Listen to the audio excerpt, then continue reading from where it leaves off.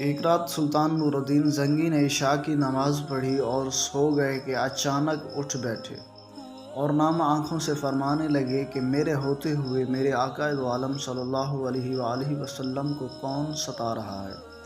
سلطان اس خواب کے بارے میں سوچ رہے تھے جو مسلسل 3 دن سے سلطان کو آ رہا تھا، اور آج پھر چند لمحوں پہلے پھر وہی خواب انہیں نظر آیا، جس میں سرکار دو عالم صلی اللہ علیہ وآلہ وسلم نے 2 افراد کی طرف اشارہ کر کے فرمایا کہ یہ مجھے ستا رہے ہیں۔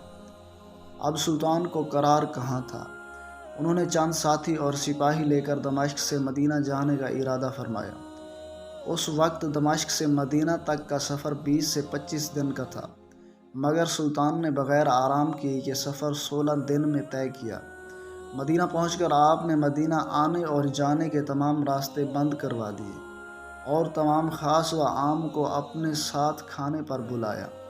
اب لوگ آ رہے تھے اور جا رہے تھے، آپ ہر چہرہ دیکھتے مگر آپ کو وہ 2 چہرے نظر نہ آئے۔ اب سلطان کو فکر لاحق ہوئی اور آپ نے مدینہ کے حاکم سے فرمایا کہ کیا کوئی ایسا ہے جو اس دعوت میں شریک نہیں؟ جواب ملا کہ مدینے میں رہنے والوں میں سے تو کوئی نہیں، مگر 2 مغربی زائر ہیں جو روضہ رسول صلی اللہ علیہ وآلہ وسلم کے قریب ایک مکان میں رہتے ہیں، تمام دن عبادت کرتے ہیں اور شام کو جنت البقیع میں مسلمانوں کو پانی پلاتے ہیں، جو عرصہ دراز سے مدینہ میں مقیم ہیں۔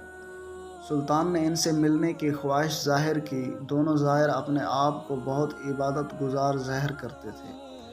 ان کے گھر میں تھا ہی کیا، ایک چٹائی اور 2-4 ضرورت کی اشیاء، کہ یکدم سلطان کو چٹائی کے نیچے کا فرش لرزتا ہوا محسوس ہوا۔ آپ نے چٹائی ہٹا کر دیکھا تو وہاں ایک سرنگ تھی۔ سلطان نے اپنے ایک سپاہی کو سرنگ میں اتر جانے کا حکم دیا۔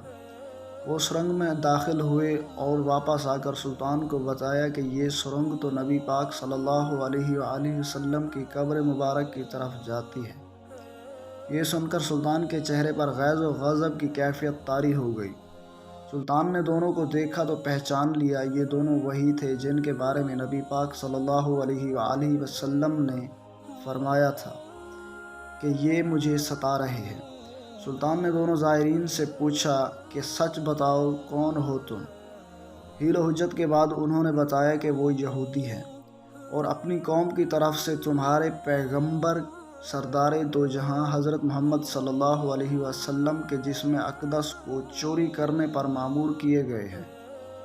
سلطان یہ سن کر رونے لگے اور اسی وقت دونوں کی گردنیں اڑا دی گئی۔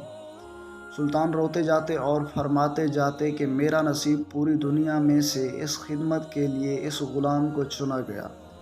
اس ناپاک سازش کے بعد ضروری تھا کہ ایسی تمام ناپاک سازشوں کا خاتمہ کیا جائے۔ سلطان نے معمار بلائے اور قبر اقدس کے چاروں طرف خندق کھودنے کا حکم دیا یہاں تک کہ پانی نکل آئے۔ سلطان کے حکم سے اس خندق میں پگھلا ہوا سیسہ بھر دیا گیا۔